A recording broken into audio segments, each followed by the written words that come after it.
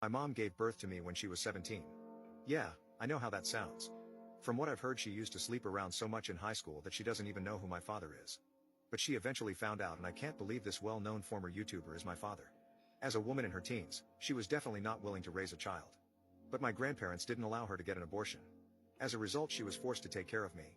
She was the opposite of a good mother. If I was crying, she would put on loud music and pretend that didn't exist.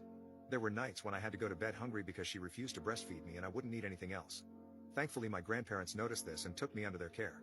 My mother was happy to stay away from me and went back to her type of lifestyle. She moved out into a dorm to prepare for college. My grandmother took proper care of me at home and my grandfather would take me to the park often. He had a surgery done on his hip, so he wasn't able to move that much, but always made sure to play with me. I consider them my real parents and will always be grateful to them.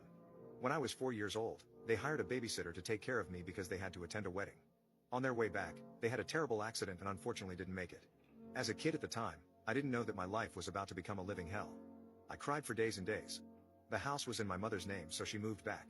It's like she was happy that her parents were gone, because she began having late night parties in the house literally a week later. She became the queen of her college because she had an empty house where everyone could hang out and do substances. At that time I still wasn't over the passing of my real parents, so I would cry violently in my room. Sometimes my cries would reach downstairs and I guess her friends asked about it because she would barge into my room with anger on her face and put tape over my mouth. Then she would proudly say, "If you keep crying, I'll throw you out the window." So I would cover my mouth with my hands and cry with a muffled voice. I remember having to beg her for food because she would always be hungover. After a few months of this kept repeating, she became fed up with me and took me to another state. I was excited because I thought we were finally going to spend time as a family. Guess what she did? She left me on the front door of an orphanage and drove off. Little did she know that would be the start of her downfall. I thought I got left on the door of an orphanage, but it turns out some big African-American man was taking care of me now. He gave me a cupcake and he was very nice.